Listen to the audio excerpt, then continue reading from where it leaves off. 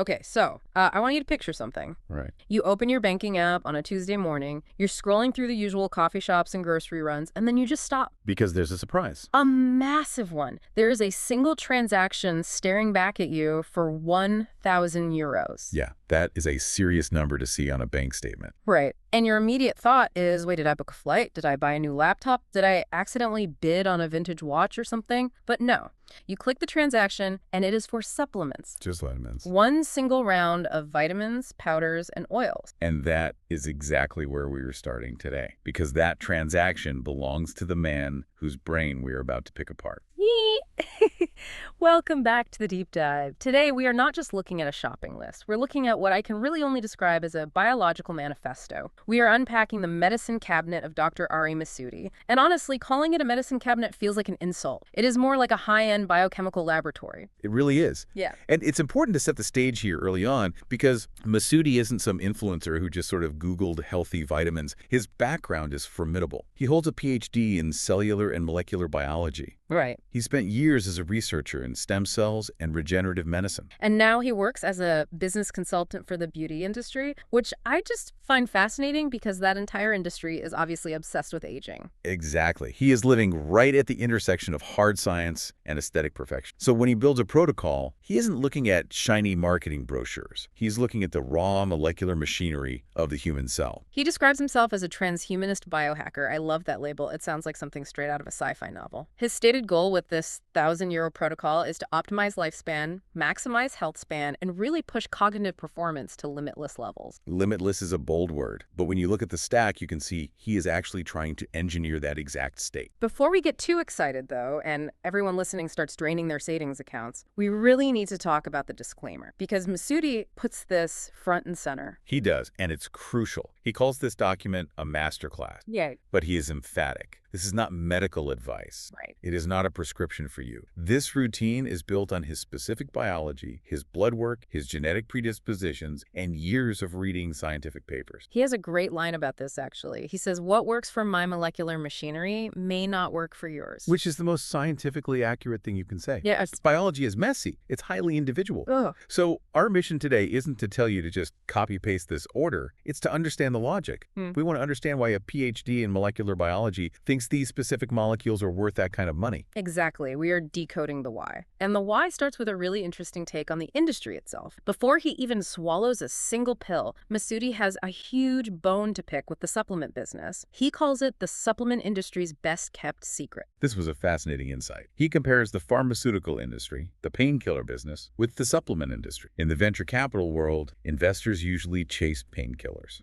Because they want to solve an immediate burning problem. Right. That's where they think the money is. Because if you're in pain, you will pay anything to stop it. Whereas vitamins are generally seen as just nice to haves. That is the conventional wisdom anyway. But Masudi points out that the margins in the vitamin business are actually extraordinary. He mentions that he tried to invite leaders from major supplement brands to discuss their P&L sheets, their profits and losses. And let me guess, they were just thrilled to share that data. Complete radio silence. Every single one declined. Because they're making way too much money to talk about it openly. It is a very lucrative silence. If you are selling a nice-to-have at a massive markup and the regulatory bodies are leaving you alone because you aren't claiming to cure disease... Why would you paint a target on your back? Exactly. Why invite scrutiny? So Masudi decides to go the complete opposite direction. Radical transparency. He shares everything. No gatekeeping, no affiliate links. He just tells you exactly what he takes and where he gets it. He calls it his Escobar quality label. Which is hilarious. He wants the purest stuff on the street. He really does. He lists his sources like a connoisseur. He calls iHerb the capo di tutti I capi, the boss of bosses. He also lists NutriPure and Procter & Gamble. Now, why does the brand matter so much to a biohacker? I mean, isn't zinc just zinc? Oh, definitely not. In the supplement world, purity is absolutely everything. You can buy magnesium at the grocery store that is basically chalk. Your body absorbs almost none of it. Or worse, cheap supplements can be contaminated with heavy metals. Right, which defeats the whole purpose. Exactly. Masudi is vetting for certificates of analysis. He wants pharmaceutical-grade purity because if you're putting this much chemistry into your body, you need to know it's clean. Okay, let's get into the actual protocol. The sun comes up, Masudi wakes up, and he heads to the kitchen for the foundation shake. And looking at the prep for this is not a quick grab-and-go breakfast. No, this is a full ritual. It actually starts the night before. He takes oats, flax seeds, chia seeds, potato starch, and cocoa powder, and he soaks them in water and milk overnight in the fridge. Now, I understand soaking oats for texture, like overnight oats are a huge trend right now, but he seems to be doing it for a totally different reason. It is strictly chemistry. Seeds and grains contain a compound called phytic acid. Phytic acid is often called an anti-nutrient because it literally binds to minerals like zinc, iron, and calcium in your gut and prevents your body from absorbing them. So if you don't soak them, the healthy minerals are there, but they're just locked up. Exactly. By soaking them overnight, you activate enzymes in the seeds that break down that phytic acid. You are literally unlocking the nutrition so your body can actually use it. Plus, the potato starch acts as a prebiotic base for his gut bacteria. He also has a very specific warning about the cocoa powder. He writes this in bold: do not buy alkalized or Dutch processed. Now, I always thought Dutch processed was fancy smooth stuff. It is the smooth stuff. Yeah. Dutch processing washes the cocoa in an alkaline solution to neutralize the acidity. It makes it taste less bitter and look darker. But here's the problem: that bitterness. Those are the polyphenols. The antioxidants. The potent ones. Dutch processing destroys them. If you are consuming cocoa for longevity and vascular health, you want the bitter, acidic, natural powder. If it tastes like a delicious milkshake, you have probably stripped away the medicine. Bitter is better. I'll definitely keep that in mind. Now, into this base, he adds a specific list of powders. It is quite the cocktail. We've got MCT oil, hydrolyzed collagen, and whey isolate. This is the structural and energy layer. The collagen and whey are providing the amino acids for tissue repair, skin, joints, muscle. The MCT oil is fascinating, though, because it bypasses normal digestion. It goes straight to the liver and is converted into ketones. Ketones are that high-octane brain fuel, right? Exactly. Even if he isn't strictly on a keto diet, that shot of MCT oil gives his brain an immediate source of energy that isn't glucose. It is like flipping a switch for cognitive clarity. Then he adds a digestion layer: inulin, bromelain, and betaine. He is treating his gut like a garden that needs tending. Inulin is a fiber that feeds the good bacteria. Bromelain is an enzyme derived from pineapple stems. It's proteolytic, meaning it breaks down proteins. Just helps him absorb all that whey and collagen he just put in. Precisely. And betaine supports stomach acid production. He is essentially pre-digesting his food to ensure he gets every single milligram of value. And finally, the smart additions to the shake: MSM and L-theanine. MSM is a sulfur compound, excellent for reducing inflammation and supporting joint health. But L-theanine is the real star for that limitless vibe we talked about. It's an amino acid found in green tea. It increases alpha brain waves. Alpha waves, that's that flow state feeling. It is relaxed alertness. It is not the jittery, anxious energy you get from coffee. It's a calm, focused sharpness. It's the perfect way to start a high-performance day. So he downs this biochemical sludge, and I say that with utmost respect, and that is breakfast. But he does eat solid food. Let's talk about his nutritional framework, which he calls food as medicine, because lunch has a very strong theme. The theme is fermentation, and specifically vitamin K2. He lists natto and comté cheese. I know comté, obviously delicious French cheese, but natto, that's the fermented soybeans, right? Yes, it's a traditional Japanese staple. It has a very challenging texture. It's sticky, stringy, and has a very strong smell. A lot of people really cannot handle it. But Masudi eats it for one specific reason. It is a vitamin K2 powerhouse. We hear a lot about vitamin K1 in leafy greens. Is K2 really that different? Completely different mechanism. K1 helps your blood clot so you don't bleed out. Yeah. K2 is a traffic controller for calcium. A traffic controller. Think about it. You want calcium in your bones and your teeth. You do not want calcium in your arteries or your heart valves. Calcification of the arteries is a massive driver of heart disease. Vitamin K2 activates a protein called matrix glia protein, which grabs calcium from the bloodstream and shuttles it directly into the bone. So without K2, the calcium might just drift around and clog the pipes? That is exactly the calcium paradox. Yeah. You can have weak bones and clogged arteries at the exact same time. K2 solves that. And natto is practically the highest food source of K2 on the planet. Okay, well that explains the sticky beans then. He pairs that with lacto-fermented vegetables for the gut and some protein, so it's a very functional lunch. Very. He is feeding the microbiome and protecting his arteries in one single meal. I do want to mention his snack and dinner briefly. He has soka, which is a chickpea flour snack, and then a very light recovery-focused dinner of white meat or fish and steamed vegetables. Keeping the heavy digestion away from his sleep window. Right. But I have to highlight his cheat meal, because for a guy who measures his life in milligrams, he has a surprisingly human philosophy on pleasure. He says longevity without pleasure is just slow dying. That is going on my wall. It's a very healthy mindset. Stress is a killer too, after all.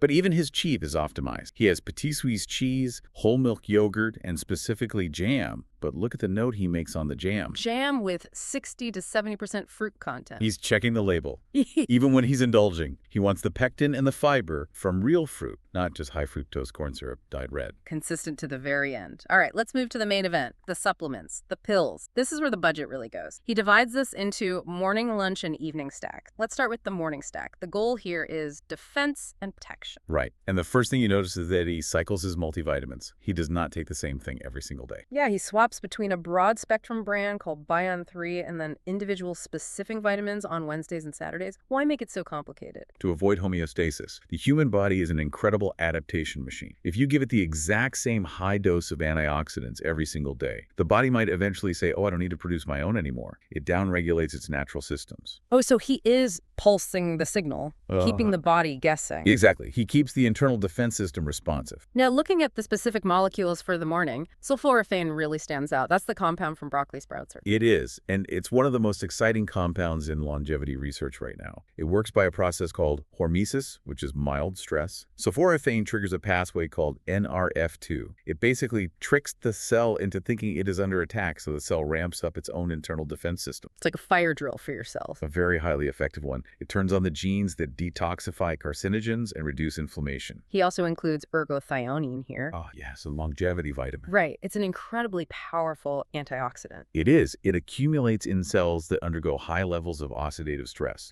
It's really specialized cellular protection. Then he has a list that reads kind of like an eye exam: lutein, zeaxanthin, astaxanthin, and lycopene. The carotenoids. These are pigments. Astaxanthin, for example, is what makes salmon pink. Is he trying to turn himself pink? No. Yeah. He is building an internal shield. These compounds accumulate in the skin and the retina. They absorb UV radiation and blue light. It is quite literally oral sunscreen and internal sunglasses. He is protecting his DNA from radiation damage from the inside out. That is wild. And he wraps up the morning defense with boswellia extract and taurine. Oh, and some extra vitamin K2, specifically MK4. The boswellia is standardized for boswellic acid, which is a potent anti-inflammatory, very good for preserving joint health. And taurine, well, taurine is very misunderstood. We mostly know it from energy drinks, but taurine itself is actually sedating and neuroprotective. It supports mitochondrial function and helps regulate electrolytes. Masudi includes it for metabolic support, not for a caffeine buzz. Okay, so morning is about shielding the fortress, lunch rolls around, and the strategy shifts completely. The heading here is mitochondrial energy. Now we are going into the engine room. The mitochondria are the power plants inside every cell. They turn food into energy ATP. As we age, these power plants get resty, they leak, they die off. This lunch stack is a tune-up. First up, we have CoQ10 paired with bioperine. A classic combination. CoQ10 is essential for that electron transport chain. It's the spark plug for energy production. But it is a very large molecule and very hard to absorb. Bioperine is black pepper extract. It temporarily modulates the gut lining to let the CoQ10 slip through, Maximizing that absorption. Yeah. Then we have PQQ, pyrroloquinoline quinone. This is the real heavy hitter. While CoQ10 helps the existing mitochondria work better, PQQ has actually been shown to stimulate mitochondrial biogenesis. Biogenesis meaning actually growing new ones. Exactly. It triggers the cell to build brand new power plants. Yeah. That is the holy grail of anti-aging for biohack. If you have more young, efficient mitochondria, you literally have the energy capacity of a younger person. So he isn't just fueling the engine, he is adding more cylinders. That is the perfect analogy. And the last one for lunch is AKG, alpha ketogluteric acid. AKG is a key molecule in the Krebs cycle. That's the chemical reaction that produces energy. There was a landmark study recently where AKG extended the lifespan of mice, and interestingly, it kept their fur black and shiny while the control group went completely gray. I suspect Masudi, being heavily involved in the beauty industry, is interested in the shiny fur aspect just as much as the lifespan. Vanity is a great motivator for health, but chemically it suggests AKG is helping maintain tissue integrity and youthfulness at a cellular level. True. Okay, the workday is done, the sun goes down. We move to the evening stack: recovery, neuroprotection, and sleep architecture. This is where the magic happens. You can stimulate the body all day long,